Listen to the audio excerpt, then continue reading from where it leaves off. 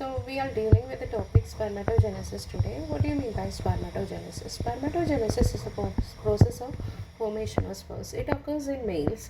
So when does it occur? The process of spermatogenesis, it starts at puberty. So what is the difference from oogenesis? We know that oogenesis starts as early as intrauterine life in females. So that is the basic difference. Spermatogenesis starts at puberty, whereas oogenesis starts in intrauterine life. So there has to be a cell of origin for the spermatogenesis to start.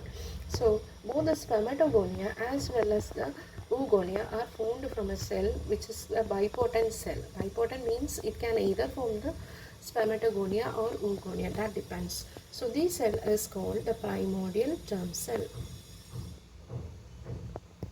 Primordial germ cell. So it can either become the spermatogonium or oogonia. So from where does this primordial germ cell arise? So you'll see one picture here.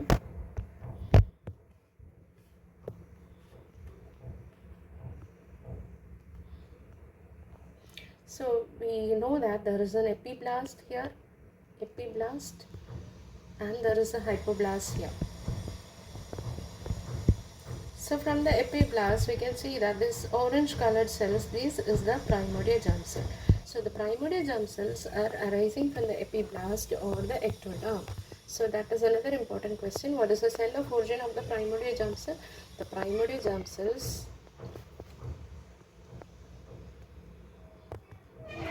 it arises from the epiblast or ectoderm. Now what happens to this primordial germ cell? The primordial germ cell, it travels through the yolk sac epithelium and it reaches the hindgut. From the hindgut through the dorsal mesogastrium, it ultimately reaches the genital ridge. So it ultimately reaches the genital ridge. So after reaching the genital ridge, what happens? The primordial germ cell, it being a bipotent cell, it has to convert either into a spermatogonia or into a oogonia. So what is the determining factor? So what determines the conversion of the primordial germ cell into the spermatogonia and oogonia? So here we see the difference in males and females. And what is the karyotype in males? It is 46XY. In females it is 46XX. So what is the difference? Male carry a Y chromosome. So there is something in the Y chromosome which is causing the conversion of the primordial germ cell into the spermatogonia. If you see the Y chromosome, it has got a short arm as well as a long arm. Now the short arm of the Y chromosome, it carries a gene which is known as the SRY gene. So SRY gene is the sex determinant region Y. So this gene is the one which causes the conversion of the primordial germ cell into the spermatogonia. So males carry a Y chromosome, so they have an SRY gene which causes conversion or differentiation of primordial germ cell into spermatogonia. And in females, they don't have a Y chromosome, so there is absence of SRY gene.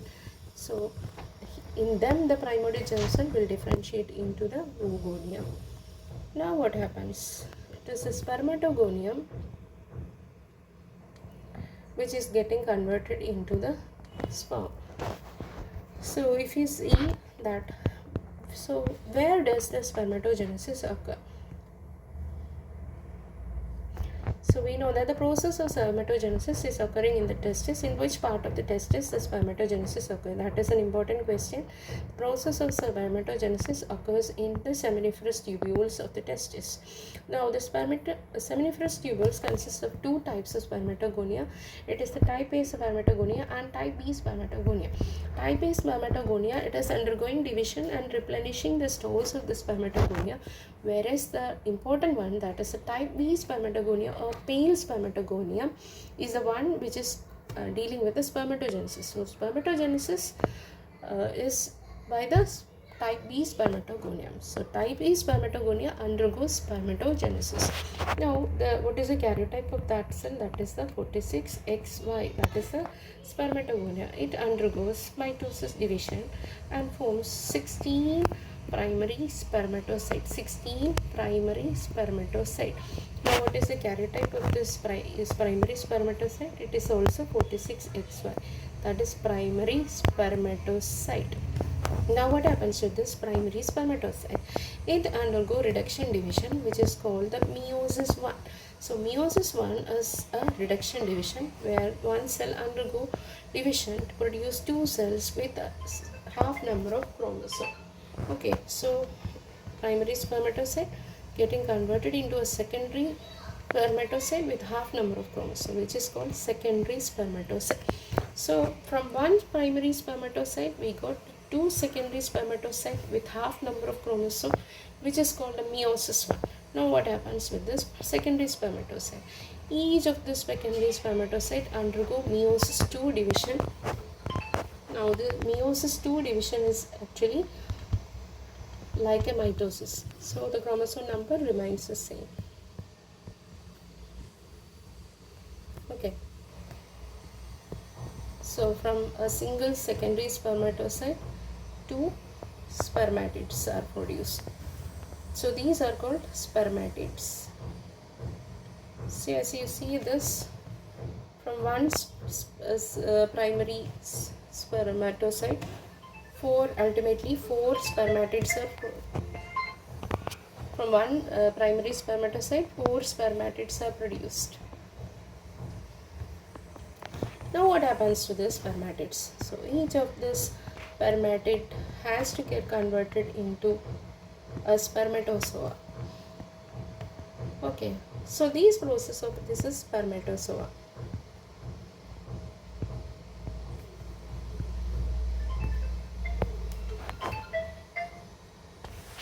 So this process of conversion of spermatids into spermatozoa, it is called spermiogenesis. This is called spermiogenesis. The process of conversion of a spermatid into spermatozoa is called spermiogenesis. That takes place approximately 10 to 14 days for the spermiogenesis to occur. So what are the changes happening during a spermiogenesis? So spermiogenesis means the spermatids are getting converted into a spermatozoa. We can see there is a nucleus of the spermatids, and there is a mitochondria here. Okay, there is a centriole here, and we can see a Golgi apparatus here. So this is a spermatid. It has to get converted into a spermatozoa.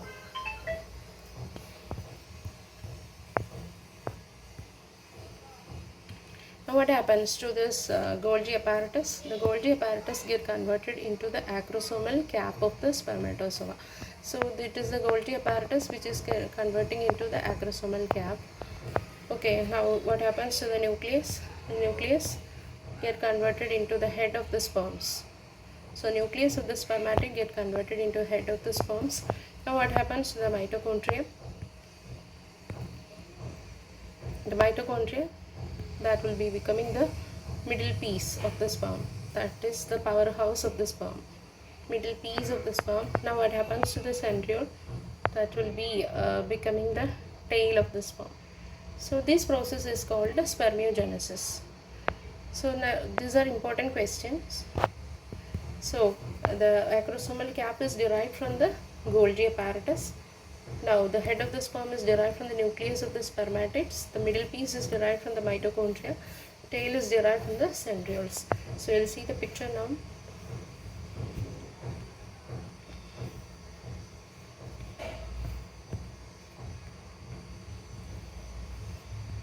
So this is the process of spermiogenesis. You can see that the Golgi apparatus is getting converted into the acrosomal cap.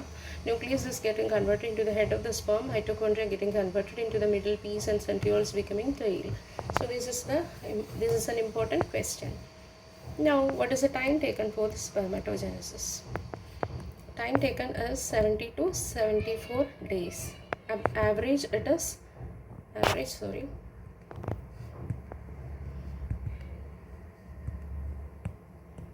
Average it is 72 days. Now time taken for the spermiogenesis is 10 to 14 days. Now we'll see a section of the seminiferous tubules.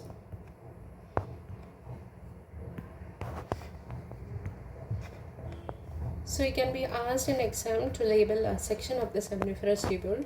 As we go from outside, that is the basal compartment, to the luminal compartment, cells at different stages of maturation of spermatogonia at different stages of maturation can be seen. So this is the basal segment, which consists of a spermatogonia. We know that it is a type B spermatogonia which is undergoing spermatogenesis, and next one is a primary spermatocyte. So primary spermatocyte and spermatogonia, these are present in the basal compartment of the seminiferous tubules.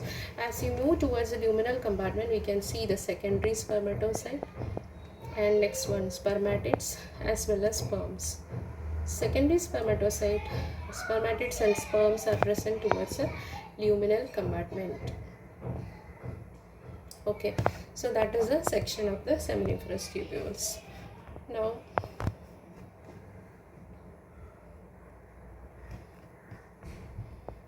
we will see another picture. So we know that the spermatogenesis is completed. The time taken for spermatogenesis is 72 days, and time taken for the spermiogenesis is 10 to 14 days. Now after the process of spermatogenesis, what happens? Sperm has to attain maturity as well as motility.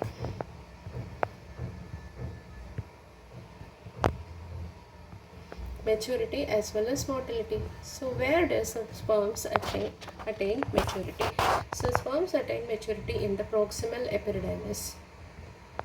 That is another important question. Sperms attain maturity in the proximal epididymis.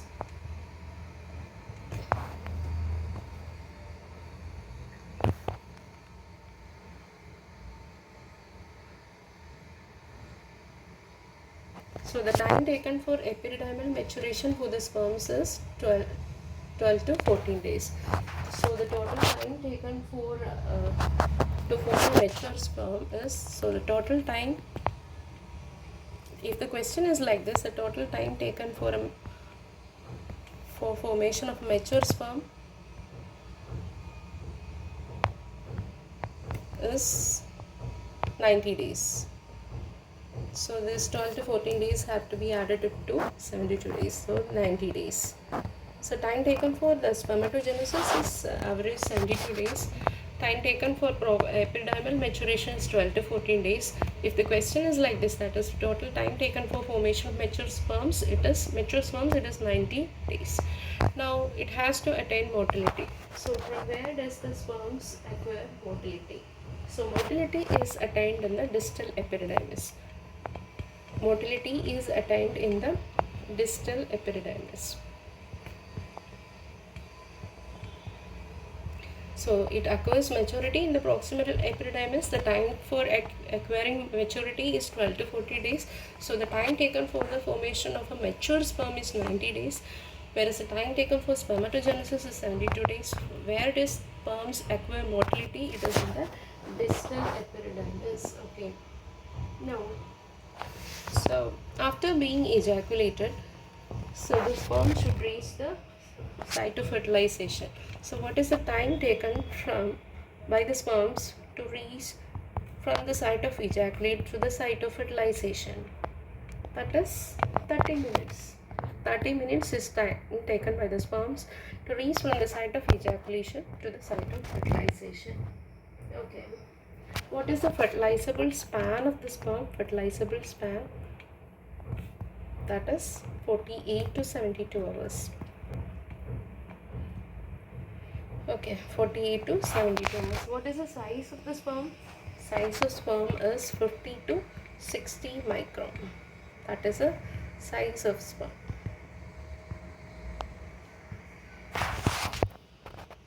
That is it. So thank you for watching the video.